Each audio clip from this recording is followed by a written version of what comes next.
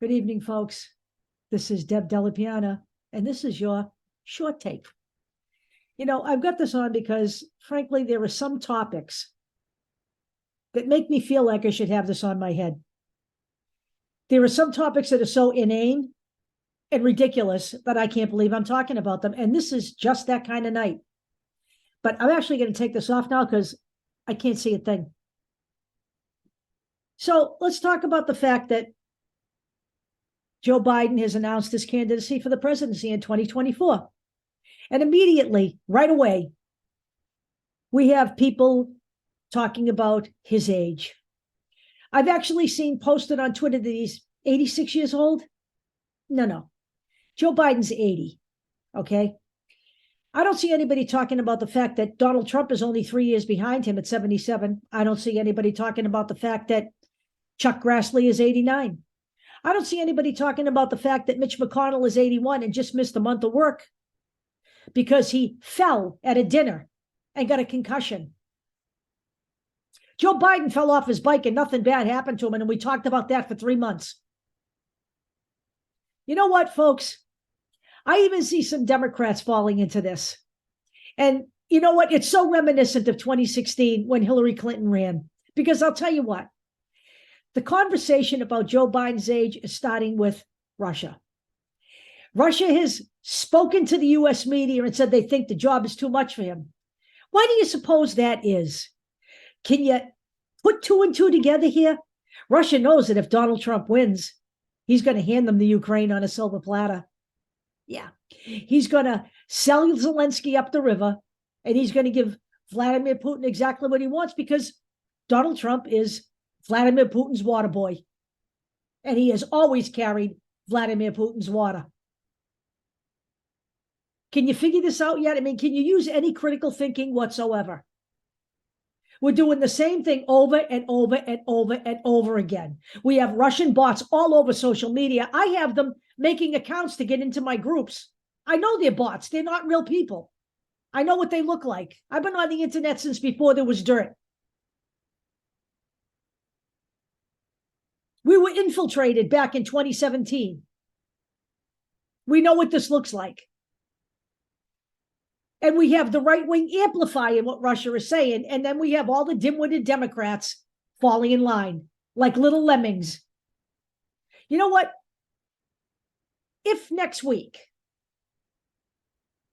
there were a hypothetical challenger that was worthwhile, we're not talking about Robert F. Kennedy Jr. or Marianne Williamson. I'm sorry. You know what? I've already had my piece about Kennedy. I've already said my piece about him. He's a fraud, okay? He's a Republican. He's not a Democrat. He's a fascist. And he's a liar, and he's a medical misinformation specialist. Marianne Williamson may be a lovely person. I don't know her personally. But she should go back to just making millions of dollars off books that tell people how to live. She is not equipped for the presidency of the United States.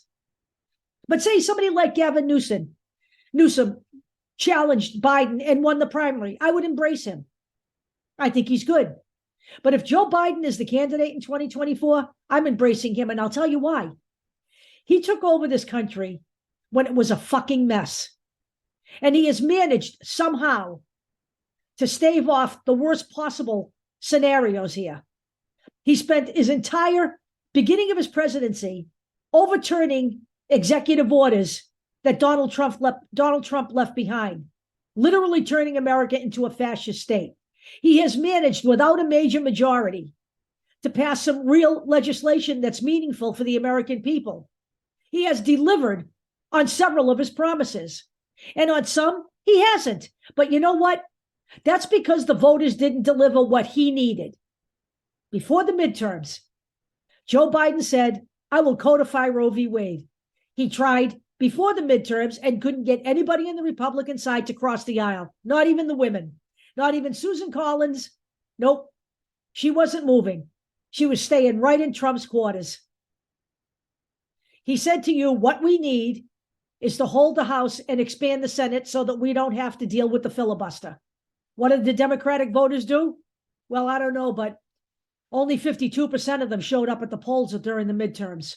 So don't cry to me, ladies, that you don't have your rights back and then point the finger at Joe Biden. There are other people you should be pointing the finger at.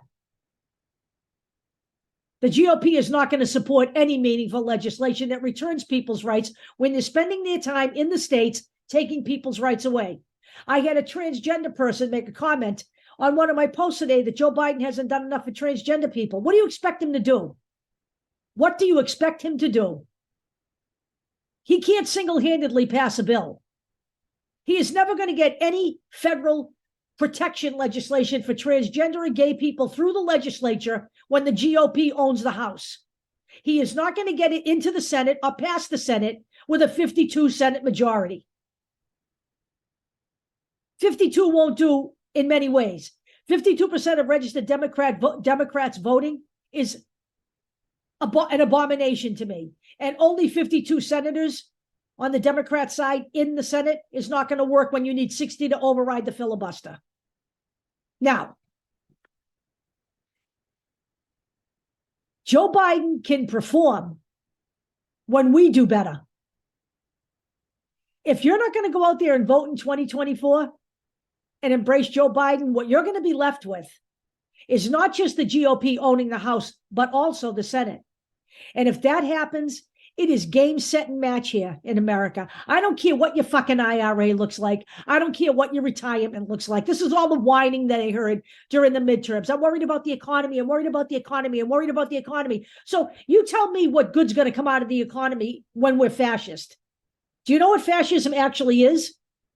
I'm sure that many of you don't.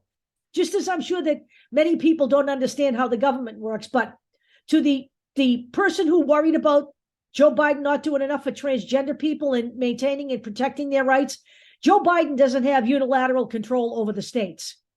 The states have their own legislatures for a reason. I have a transgender child. I live in Massachusetts. It's a great state to be gay in. It's a great state to be a woman in. It's a great state to be transgender in. Because we have all of these things protected under the law here. In Florida, it's not so good because Ron DeSantis is a fascist and a transphobe and a homophobe. Joe Biden has no control over Florida. He can't stop that from happening. He can't stop it in Ohio. He can't stop it in Texas. He can't stop it in North Carolina. He can't stop it anywhere. He doesn't have that kind of power. It's called states' rights. Now, he can pass federal legislation that protects everybody in the country when he has a majority. Do we understand each other here?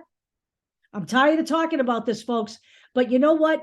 Joe Biden's age isn't a real issue. It isn't. And by the way, to the person who said that Kamala Harris isn't doing enough, she's the vice president. She doesn't get to propose legislation. She doesn't get to pass legislation. She's the vice president. Her job is to carry out the assignments that Joe Biden gives her. She has no legislative authority. And it's all well and good to say they don't talk about it enough. Talking means nothing. Just like you on posting on social media. That means jack shit if you're not going to vote. Social media posts don't change a goddamn thing. They don't. They just make you think they do. Wake up, people. And I'm serious here. Don't fall into the pit of Joe Biden's age, because that is Russian propaganda and it is being amplified by the right, just like the entirety of the COVID-19 disaster here. Just like all of the shit against Hillary Clinton, because they wanted Joe Biden, because they wanted Donald Trump, and they got Donald Trump. They got Donald Trump. So Russia did actually interfere with the election. Afraid so. It wasn't a hoax. I have proof of that. I'll put it in this video. I'll talk to you later.